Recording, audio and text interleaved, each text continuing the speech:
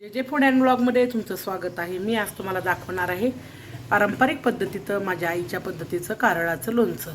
त्यासाठी मी मी अजून थोडं लोणचं घालायले, पण तेल जास्त गरम करून घेतलं आहे मी. हे असं वाफ येईपर्यंत तेल गरम करून घ्यायचं. त्याच्यानंतर बघा मी 1 वाटी कारळं आणि मोहरीची डाळ आणि थोडी मोहरी भाजून घेणार आहे. अर्धी वाटी मोहरीची डाळ, अर्धी वाटी मोहरी भाजून घेणार आहे आणि मिक्सरला लावून सगळा मसाला तयार करून घेणार आहे. तर मी हे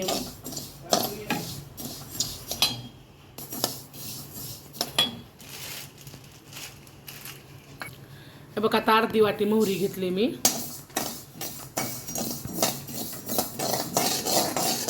कसं आहे कारळाच्या लोणच्यात ही सपाजून जाते.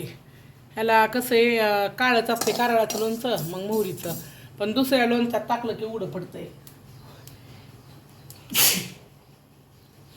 त्याच्यामुळं मग मी मोहरीची डाळ वापरणार आहे दुसऱ्या लोणच्याला, पण ह्या लोणच्याला थोडी डाळ पण वापरणार आहे आणि मोहरी पण वापरणार आहे. गावरान मोहरी थोडी चव लागते. भाजून घेऊन मिक्सरला फिरवून घेणार आहे. आता आपण करूया कारळाच्या लोणच्याचा प्रकार. कारळाचं मी मोहरी भाजून घेतली आणि वाटून घेतली मिक्सरला. मी एवढी पण टाकायला लागले. 1 वाटी हे घेतलं, 1 वाटी कारळाचं कूट. मी याच्यामध्ये टाकणार आहे थोडासा लसूण अख्खाच. याच्यामध्ये मी मसाला जो वाटलेला आहे तो टाकणार आहे. थोड्या मेथ्या घेतलेल्या आहेत मी तळून, थोडे मिरे घेतलेले आहेत, लवंगा, दालचिनी,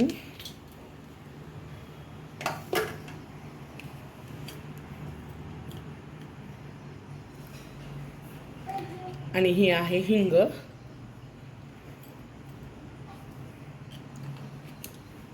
अर्धी वाटी मीठ टाकायले मी. आणि त्याच्यानंतर हे लसूणच आहे पण कुटून घेतला आहे मी. त्याच्यानंतर टाकणार आहे मी थोडीशी हळद,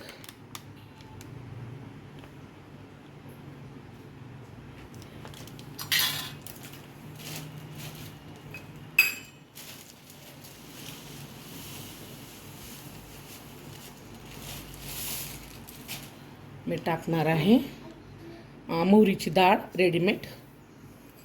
आणि हा कारळ्याचं लोणचं काही तिखट नसतं, मिठाचंच असतं. सगळं एकजीव करणार आहे. आणि आता मी 1 वाटी तेल घालणार आहे. आकार बघून बाकीचं घालणार आहे. वाटीभर तेल टाकत आहे. एक गरम तेलात मी थोड्याशा मेथ्या पण टाकल्या होत्या आणि सर्व साहित्य टाकून तर एकजीव करायचं. गरज पडली तर तेल टाकणार आहे, किंवा कारळाच्याला कमीच तेल असतं. पहिल्या बाया तर बिना तेलाचं घालत होत्या, पण आपल्याला गिळत नाही, चांगलं लागतं आपल्याला जरा. मी आणखीन अर्धी वाटी तेल टाकायला लागले. आता मी हातानेच मिक्स करणार आहे.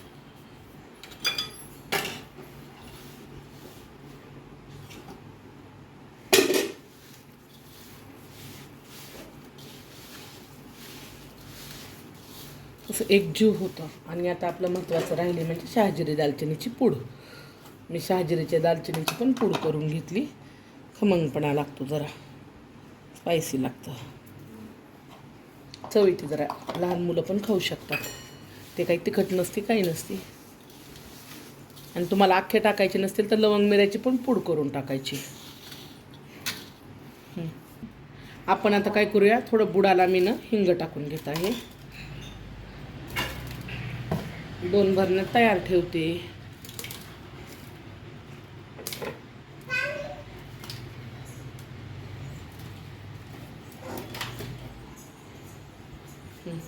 चला आता आपण ह्या फोडी चांगल्या गोळसून घ्यायच्या याच्याच.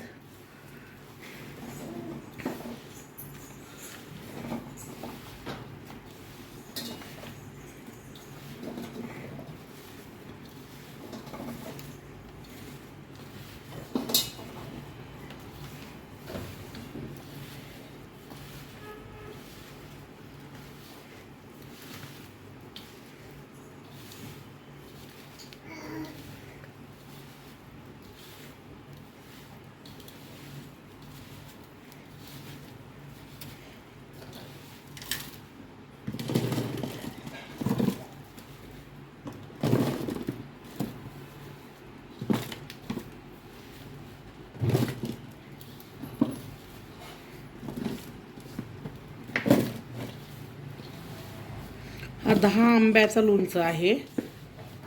मी 10 आंबे घेतले होते, त्याला हे प्रमाण घेतलं होतं. अंदाजे कमी जास्त करू शकतात तुम्ही. तुमच्या आवडीनुसार काही गोष्टी स्किप केल्या तरी चालतील, काही प्रॉब्लेम नाही.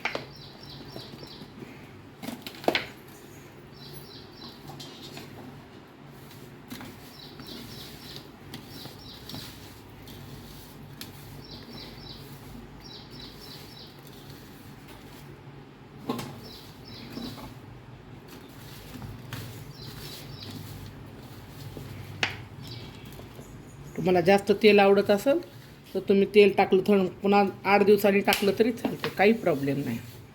आपलं तयार झालं कारळाचं लोणचं.